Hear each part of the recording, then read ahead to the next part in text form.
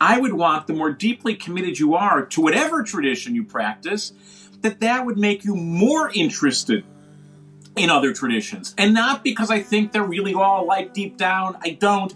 Not because I think, it's because if you are faith interested, think about the weird process of education that would say the way you demonstrate your fealty or your faithfulness to your tradition is by knowing less about others, as opposed to the greatest demonstration people can have of the faith they follow is a deep curiosity about the ones they don't, because that's precisely when you go, wow, I guess I'm so committed that I'm not intimidated by the reality of other experiences, and I'll go further, by the truths that can be found in those other experiences, even when they don't accord with my own.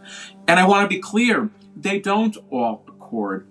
I think that actually the God in whom I believe is infinite, and I'm finite. There's only so much divine blessing that can be gifted to me or to my tradition. And so I thank God every day for a generosity which pours divine wisdom into other traditions as well. And not because they all accord. If they all accord, we could get by with one. So I invite people who are faithful to do two things. Fall in love with their faith, because it is from an infinite source. And then try and remember that any of our faiths, including the one that fills me up 100%, is an 8-ounce cup filling from an infinite spring. And that means that my cup literally overflows, to use the Psalms. But the fact that my 8-ounce cup overflows doesn't mean it's the only 8 ounces of divine blessing in the world. What matters most as the lights go out and I swim towards the coast. Love of life, spirit unbound. Welcome to the Deconstructionist podcast. I'm your host, John Williamson, and we're back with part 1 of 2, the last 2 episodes of this particular season, but don't worry. I've already got quite a few episodes recorded for the next season, season 11, which will launch in early fall.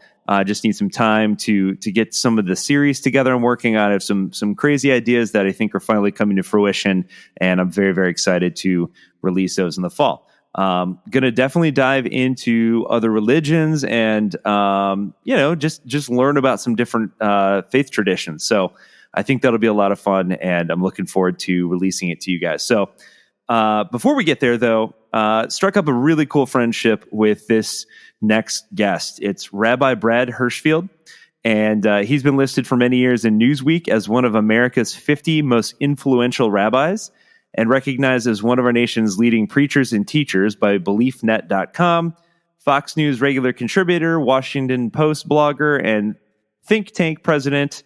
He's the author of You Don't Have to Be Wrong for Me to Be Right, Finding Faith Without Fanaticism, that came out in 2008.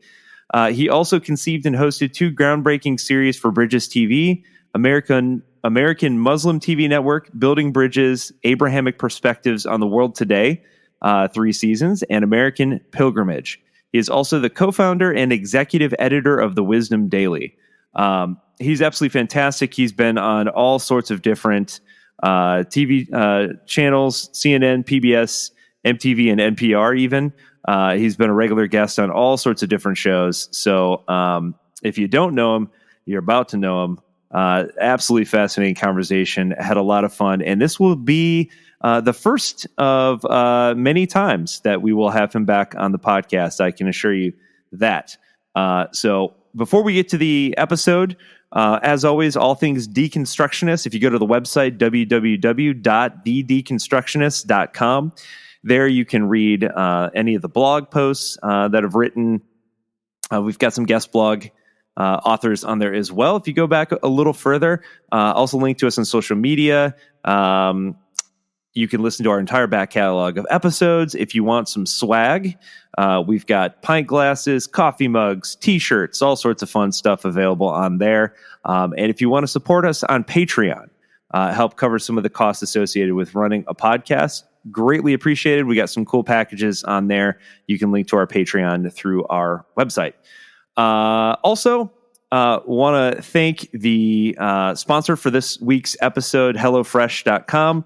I know a lot of hosts probably say this, but I absolutely 100% was a customer before they became a sponsor of the podcast. I looked into it just because I had some friends that tried it, and I really love the service. I've been using it for a while just because it makes my life easier. I'm a single parent and trying to eat healthier. And so, and just trying to learn some new recipes too. Like I consider myself a decent cook, better baker, but a decent cook. But you know, I've got those like 5 to 6 recipes that I'm like pretty good at, but wanted to expand beyond that. And, you know, you can select recipes based off of, foods that you like, speed at which you can prep the meal, all those sorts of things. You know, if you want to go healthier, you can go healthier, but they supply all the ingredients in a box along with the protein. They've got vegetarian options, obviously, too. Just makes it super easy, and it's fun because my daughter and I like to go through the options because you can pick your meals, and we pick the ones that we like, and they arrive the same time every week, and we make them, and they're delicious. So big fan. Go out and support them. You get a discount code, and yeah. So hopefully you wrote that down when we listen to the commercial because I can't remember what it is off the top of my head. But anyway, let's get to the episode. I cannot wait. I think you guys are going to love this one. Without further ado, I give you Rabbi Brad Hirschfield. This water I am treading is now my home. So never take what you... All right, welcome to the podcast. I'm so excited to have on Rabbi Brad Hirschfield. Thank you so much for spending some time with me today. Oh my gosh, it's a total honor and a total privilege and a joy. So thank you. Well, it's been a while since we've had a representative from the Jewish faith on, and I thought the prior episodes that we've done, I think I alluded to the fact that years ago I had interviewed Rabbi David Wolpe and Rabbi Art Green, and people seem to just love that series, and just from the sense that I think a lot of us grew up in Christian households and not great at teaching about other faith traditions. And so we find ourselves fairly ignorant, I would say, of other traditions. And I would argue in my little bit of education I've gotten through, I took a grad school course that kind of dabbled in world religions, that there's a lot of beauty to be found in other traditions that I think we just need to open ourselves up to. So I appreciate you coming on and talking a little bit about your faith. God, it really is a pleasure. You have me in very good company with both David and Art, so I hope I can, keep up their high standard.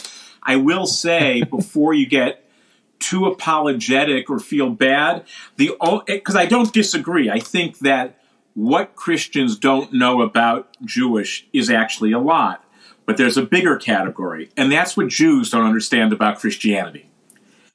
And what I think it really points to is that, tragically, the more deeply committed any group is to a particular tradition, the less they tend to know about other traditions. And that's really a tragedy, because for me, I would want the more deeply committed you are to whatever tradition you practice, that would make you more interested in other traditions. And not because I think they're really all like deep down. I don't. Not because I think, it's because if you are faith interested, think about the weird process of education that would say the way you demonstrate your fealty or your faithfulness to your tradition is by knowing less about others, as opposed to the greatest demonstration people can have of the faith they follow is a deep curiosity about the ones they don't. Because that's precisely when you go, wow, I guess I'm so committed that I'm not intimidated by the reality of other experiences, and I'll go further, by the truths that can be found in those other experiences, even when they don't accord with my own. And I want to be clear, they don't all accord. I think that actually the God in whom I believe is infinite. And I'm finite. There's only so much divine blessing that can be gifted to me or to my tradition. And so I thank God every day for a generosity which pours divine wisdom into other traditions as well. And not because they all accord. If they all accord, we could get by with one. So I invite people who are faithful to do two things. Fall in love with their faith, because it is from an infinite source. And then try and remember that any of our faiths, including the one that fills me up 100%, is an 8-ounce cup filling from an infinite spring. And that means that my cup literally overflows, to use the Psalms. But the fact that my 8-ounce cup overflows doesn't mean it's the only 8 ounces of divine blessing in the world. Wow. Okay, then I guess the podcast is over. That, pretty much sums it up there.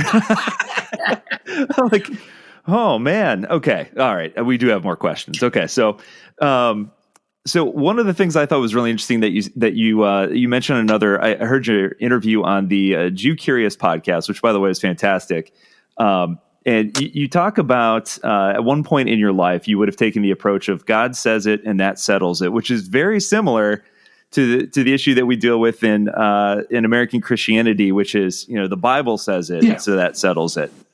So talk about that and why that becomes problematic when you realize that not everyone agrees when it comes to what God said or what the Bible says, or else there wouldn't be, all these different variations. Right. So actually, my concern about that, God said it, I believe it, that settles it, which definitely was a very rich and serious part of my faith a long, long time ago, but still, it was part of the arc from being raised passionately Jewish, but mostly secular, to embracing that kind of what I'll call absolutist faith, to then retaining deep faith and traditional practice, but in a less absolutist way. But my issue isn't so much that,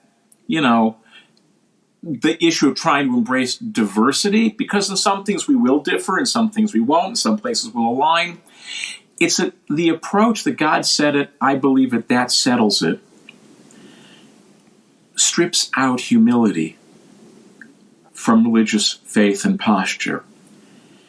And it seems to me that the embrace of our own finitude and the humility that generates is actually a critically important way of expressing that we believe there is something bigger than us. Forget whether you call it God, don't call it God. We can talk about all the names people use. But in the end, our faith becomes nothing less than an idolatry if we take an infinite thing and compress it into a finite thing. And so I'm perfectly okay with someone saying, I believe God said X. I'm not really perfectly fine with what I'm about to say, but I'll explain.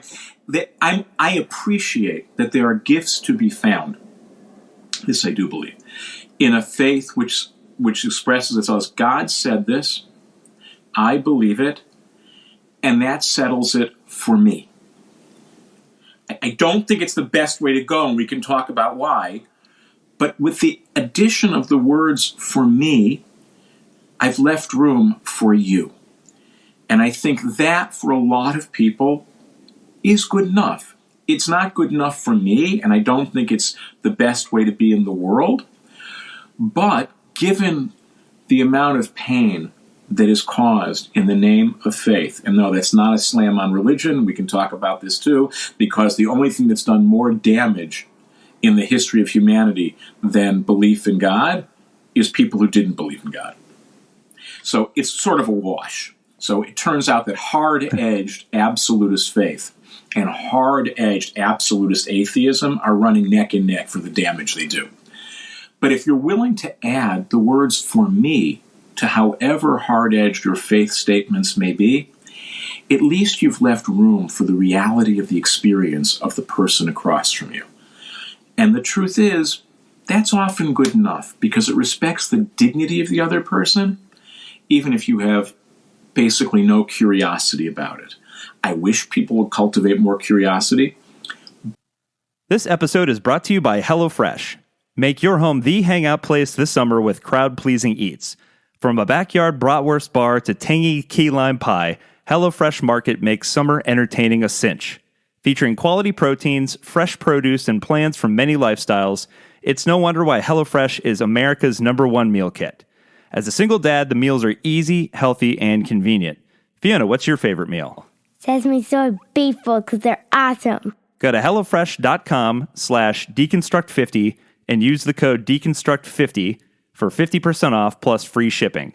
That's HelloFresh.com/deconstruct50 and use the code deconstruct50 for 50% off plus free shipping.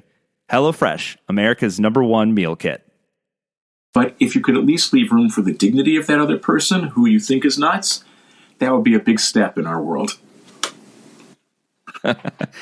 I think, well put, first of all, but you have this great example that you've given in just your own personal life where your own mother kind of made space for you. And I'll let you tell the story, but it has to do with pots and pans. Yeah, it does. And again, I'll reference a little bit that I grew up in this home that was very passionately Jewish. I was sent to Jewish schools from a young age. My parents wanted someone who knew Hebrew, was literate in his larger familial story. But like synagogue was something we stayed away from religiously. Right? My favorite food growing up was shrimp cocktail, not at all kosher, right? Very Jewish, but not in that classically religious way. And for a variety of reasons, when I was about 11 or so, I started to get more interested in traditional practice. And I was studying it in school. It was something they taught, but it was a very open-minded school. So things were taught, but in school, you had to more or less keep kosher, but no one was like saying you're a bad Jew if you don't do X, Y, Z. But I started to get into it, and I started reading, and I was a strange little kid, because what kind of kid 11 or 12 years old starts to think about this stuff? But I did. I should say I also began to be really intensely interested in the New Testament and the Jesus story, which we can talk about around the same age. I was interested in how faith was moving in my life and in the world. And at some point, I decided that I wanted to keep kosher. And I went to my mother, and you have to go back multiple generations in my family to find a Jew who kept kosher. I mean, this was just not some Jewish people talk about going to their grandparents for gefilte fish and matzo ball soup. We went to my grandmother's for bacon and eggs. Right? So it was just, by the way, she knew she was Jewish. It was just not, So in any event, I come in one day and I knock on my parents' bedroom door, and my mother says, "Come in." And I realized I was about 12. And I said, "Ma, I have a question." She goes, "Okay, what? What's up?" I said, "Well, I need you to buy me a couple of pots and pans and a couple of plates and some knives and forks." And she goes, "For what?"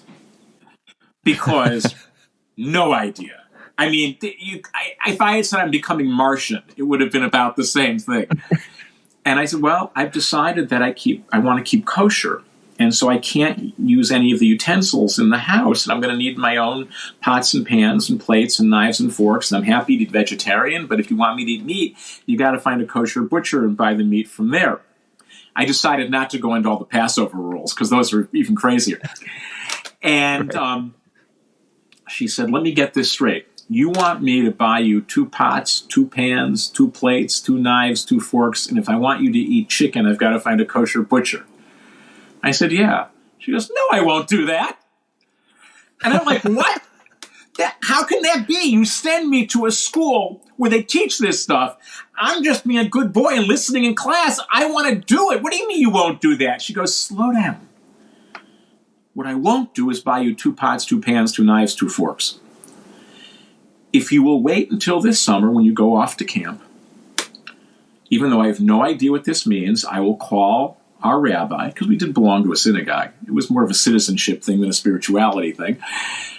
"I will call the rabbi, and even though I really don't know what I'm getting myself or this family into, I will make the whole house kosher." And I'm like, "You will? Why?" And without missing a beat, my mother said, "Because in your own home, you don't eat off of separate dishes." She said, "But, my now kosher eating son, I have one more rule for you." And I'm like, "What?" She She said, I don't know what it means or how you're going to do it, but you're not going to stop going out for dinner with the rest of your family. And it was brilliant. And I spent my teenage years until I moved to Israel at 17 eating lettuce and tomatoes in some of the finest non-kosher restaurants all over the country because my parents loved to go out to eat. And it was a brilliant moment. And by the way, it was purely intuitive. She has no theological training. She dropped out of college after 9 weeks at the University of Chicago. I mean, this was pure love and parental institution. And she understood in one fell swoop not to let me use my newfound faith to separate from the family. So I was going to be at the table with them and treated normally, and not to use my newfound faith as some kind of club to beat them up with and say, oh, I can't be with you because you're not Jewish enough or holy enough or good enough. And so it turns out, and that's what I think we often forget, it wasn't about what do I believe and therefore it has to exclude you, or what do you believe and that becomes an excuse for self-exile. It's, I am going to do something for you that frankly I think is nuts. Because my mother was very committed, proud Jew. She just thought shrimp and bacon were good. And I'm going to give on that, but I'm not giving on it because deep down I know you're right and I feel guilty. I'm going to give on it because the master category we're working with here is loving family. And you, my son, are going to have to work with that master category too, which means you're going out for dinner with us. And yes, you will have a lot less to eat because we're not all going to kosher restaurants. But you, just as we are proving to you that we are all one family, you will live with us as though we're all one family. And it was, in many ways, those stories and some other stories I could tell you about my dad, actually, even though I had no idea, positioned me perfectly for what ended up becoming my life's work. That is such profound wisdom. It just in terms of, as you're kind of alluding to, setting you up for the work that you do with interfaith dialogue, and how do we respect the tradition in which we are and believe in, and yet leave space to still be inclusive of others, and still, again, keep it, sit at one table, eat together as one family, as it were. That's just absolutely beautiful. Look, I think the key to that, even though you didn't directly ask it, is that you don't do these things for strategic purposes or tactical purposes. You do these things because deep down you appreciate there are truths to be found, not only in the way you choose to lead your life, but even in the ways you don't choose to lead your life. And I would say that's true for me, even in the ways that I no longer Jew, if one can use that as a verb. And I think that's actually very important. I think if Jew were not a noun and not even Jewish as an adjective, but Jewing was a verb, it would actually be like faithing or Christianing or Musliming. It could be really interesting. There are gifts to be found in how I Jewed as a Sabbath-violating, pork-eating little kid that I don't have in my life anymore as an Orthodox rabbi.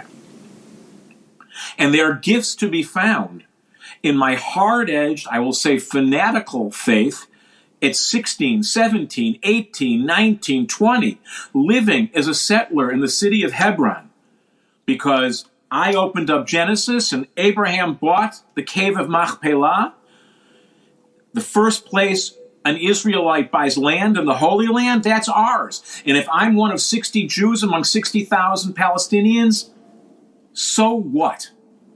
I'm meant to be there. By the way, I have no interest in going back there, haven't for a long time. But I would be lying if I didn't say there were gifts in that way of Jewing also. I don't think they're worth it, but I don't have to preclude their gifts. And I think that's what allows us to feel deeply proud and passionately committed to what we believe without needing to think everything we aren't is inherently wrong. Look, the example I always give is I'm married for, 36 years. And is that right? No, 34 years. And I know this, if I woke up every morning and said, honey, the reason we're together is not because you're so beautiful and smart and compassionate and faith-filled and caring and devoted and wise. The reason we're together is because every other woman is so stupid, ugly, and mean. I know I wouldn't be married. Right. Right. But yeah. that's what we've done with our faith commitments. It's that we're afraid to say, I'm in this because I'm in love with this. And this is where I feel God calling to me. Instead, I think we end up trapped in these things, and I'm in this because the other stuff is so terrible. And that's a bad reason to be in any relationship, whether it's with a life partner or with God. Deconstructed these walls and I found a business where the company line was the only way to get paid. We built a church on certainty that fears everything against it, where the refugee suffers and the white man has it made. I won't do it anymore. It's taken me too long to recover.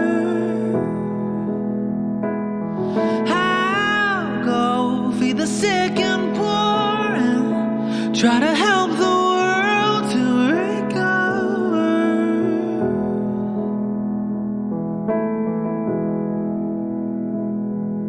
I sat myself in your pews every single week,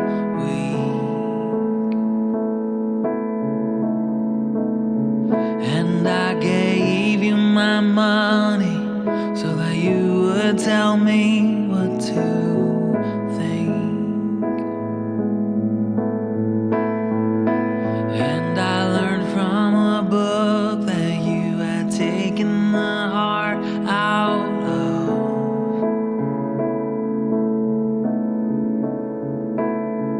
And that's how I learned to make exclusion look like love.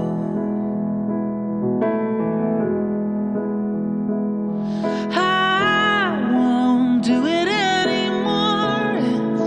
It's taken me too long to recover. I'll go feed the sick and poor and try to help the world to recover.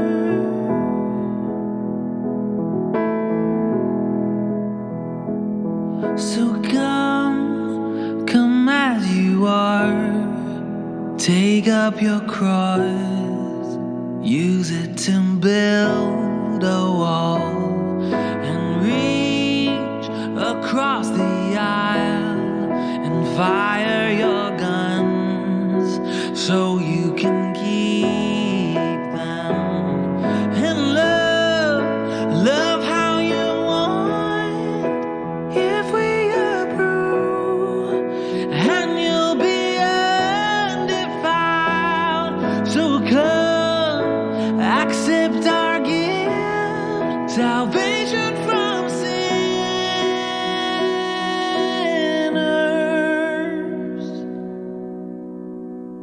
I won't do it anymore. It's taken me too long to recover. I go feed the sick and poor and try to help the world to recover. I won't do it anymore. It's taken me too long to recover.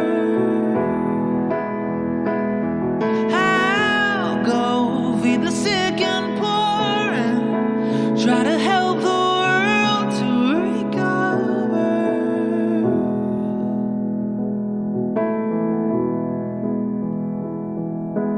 Gonna take a while to wade through the fear and the hurt.